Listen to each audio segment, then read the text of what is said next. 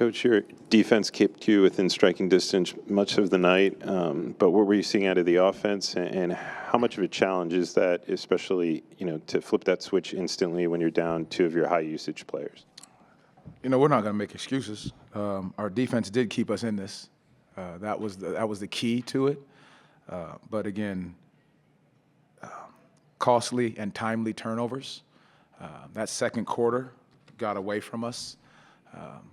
And I think that was a big portion of it. But then the other side of it is we've got to make sure that we keep the right demeanor, the right approach, the right spirit within the game, even though teams are going to make runs. That's what they do. It's a game. Basketball is a game of runs, and we've got to be able to understand that, sustain it, and continue to play the right way. How do you kind of maintain that composure? When shots aren't going down, you kind of see some heads droop. You kind of see, they're good looks, they're not going in. How do you make sure that you maintain that composure and have trust in that defense? Reminders. That's why you have great, veterans on this team that can say the right things at the right time. To settle things down. You use timeouts just to get everybody settled back down. Because it was an 8-point game at one period of time, and it's just the fact that the shots wouldn't fall, or we would turn it over, and we just couldn't get over that hump. But we gave ourselves the opportunity. But again, in these situations is when you have to continue to stay the course, knowing that this game, it's a game of runs. There's going to be ups, there's going to be downs, but you don't want to ride the wave of the emotions of that. Coach, along those same lines, Jalen's somebody who obviously wears his heart on his sleeve and is very, very comfortable showing his emotions throughout a game. How would you kind of assess the way that he played tonight? It seemed like he maybe was a little bit frustrated with his output. Again, this is one of those games where it's a physical battle. It's tough. You're getting hit, you're getting grabbed, you're getting held, and then you're not making shots. I think that's, as a group, sometimes that can feel a certain way. But again, our defense didn't waver. They hit some big-time shots. We happened to get some great looks. They didn't fall. And then at the time, we turn it over, and then they get out on the break. So, again, our ability to know that that's going to be the case in a lot of these games, because we're hanging our hats on the defensive end of the floor, but we've got to stay the course no matter what's happening throughout the game. You went to Corey Joseph midway through the third quarter. Just those were his first real minutes this season in that setting. What went into that decision? What did you think he provided? I think the moment you saw him checking the game, I think he comes down, makes a great pocket pass to Mo. Mo gets the and one at the basket. He's a pro. He's a vet. He understands the pace of the game, the speed of the game, how he needs to play, how to get guys involved.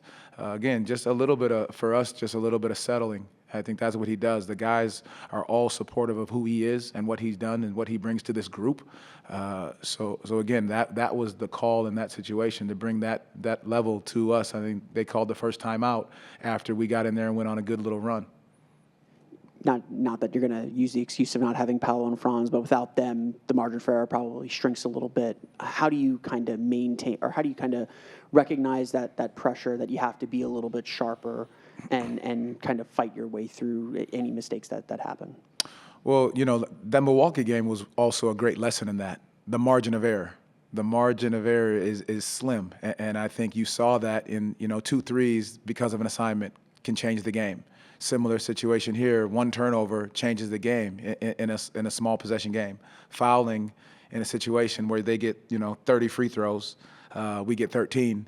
That's the difference in the possession battle. I think those things that we continue to look at, and we have to know that, we're not fortunate enough to be able to make those mental lapses in these moments. But these are lessons that we'll have to continue to learn.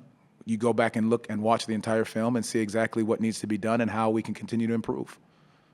Career high for Tristan tonight. What did you think of his performance? I thought Tristan did some very good things. I think he was aggressive in the pick and roll. I thought he stepped into his shot with confidence. I think the guys were looking for him. His ability to run the floor, push the break, attack the basket the right way. Whether he got the call or not, attacking the rim is one thing, but I like his aggression in this situation. Some big-time defensive matchups, switching on to Brunson a few times. Where do you think he's kind of growing on the defensive end, and where do you think he's at currently on that end?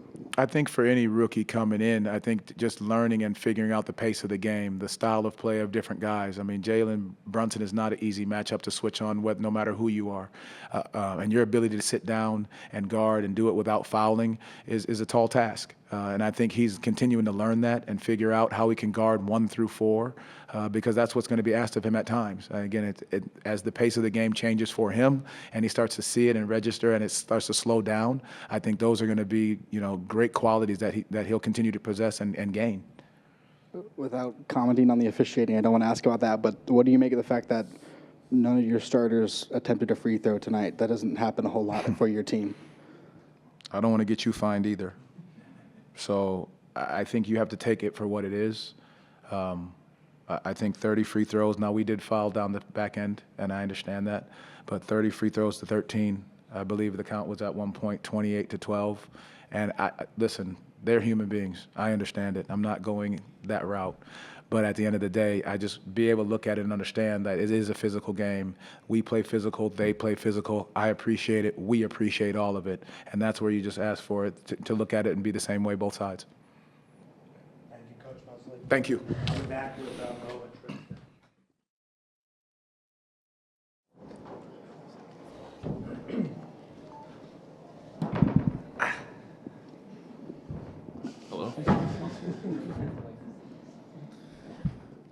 Tristan, your defense kept your group in it throughout most of the night, but what were you seeing out of the team's offense, and how hard is it to keep that level of play up, especially being down two of your high-usage players?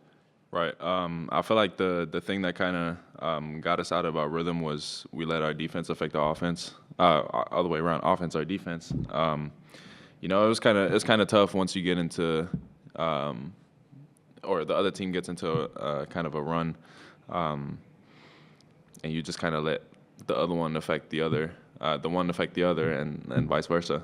So that just kind of happened, I feel like.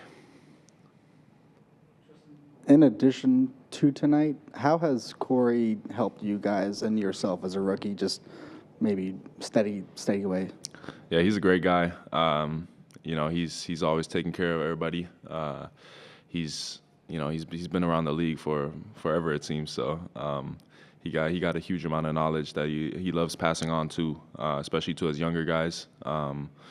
Me, Jet, AB, Caleb. He's a great leader for this team.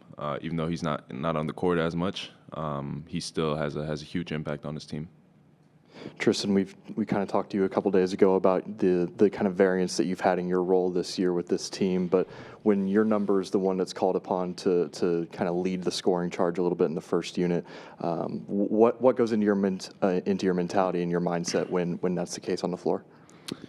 I just try to be aggressive. I feel like sometimes I'm kind of letting my defender off the hook by playing a little bit more passive and just moving the ball.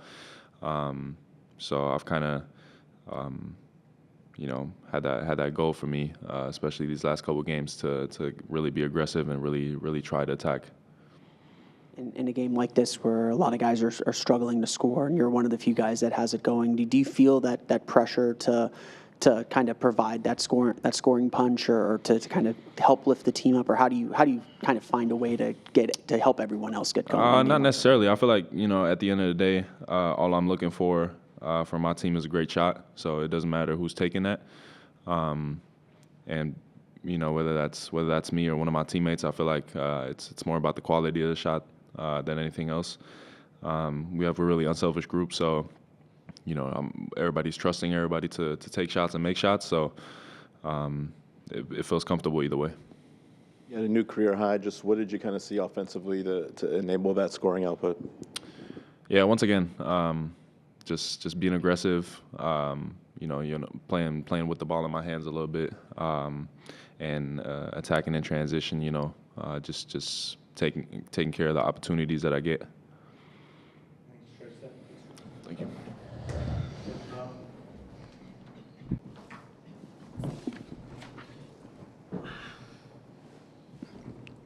Mo, your team's defense kept the kept you guys within striking distance throughout much of the night. But what do you see as some of the keys for your group as you continue to figure things out to improving the offensive efficiency? Whether it's offense or defense, I think we got to improve in our mental side a little bit. This is a game of energy. I know we like to use numbers to analyze and make sense of a game, but at the end of the day, this is a game, and when you put your energy in the right place, good stuff happens. That's just how it works, and I think we got to mature a little bit as a group, everybody included, and this is a great opportunity for us, for our two best players to be out and everybody get an opportunity, and we got to appreciate that, and like I said, an opportunity to evolve in that regard. How do you make sure your mentality is where you want it to be over the next, of course, 3 days heading into the next game? Well, it's kind of the coach's job, to be honest with you. Do your work, you come in, be ready, prepare, like always. And like I said, like this is an opportunity. It's nothing negative. This is awesome. This is the NBA. Everybody gets hurt.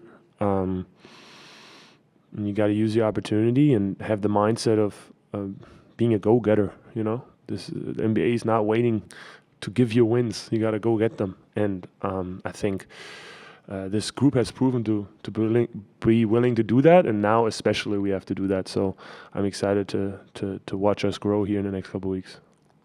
Kind of building off that, how do you kind of catch yourself when you can maybe feel that frustration coming on, or you know the other team's going on a little bit of run and you can't quite stop it? How do you develop the skills to kind of catch yourself in those moments? It's work in progress. I mean, obviously I'm an emotional guy myself. It's also part of the game, so you don't want to neglect that side, but you got to train that. It's just like free throws. It's just like shooting the basketball.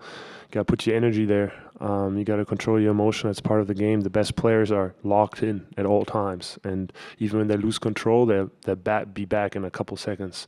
It's just how it goes. And obviously we're young. It's not a bad thing. We got to just work on it, and I think we'll get better at it. But that's our strength too. Like, it sounds so negative because we lost, but it's good to have that.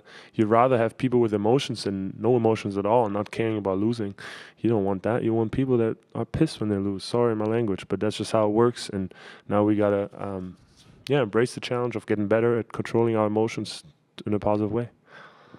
You had a career high, but Tristan also had a career high for him. What'd you see from him tonight to help lead you guys after your effort? Yeah, I keep telling him, like, you got to be aggressive. This is an awesome opportunity.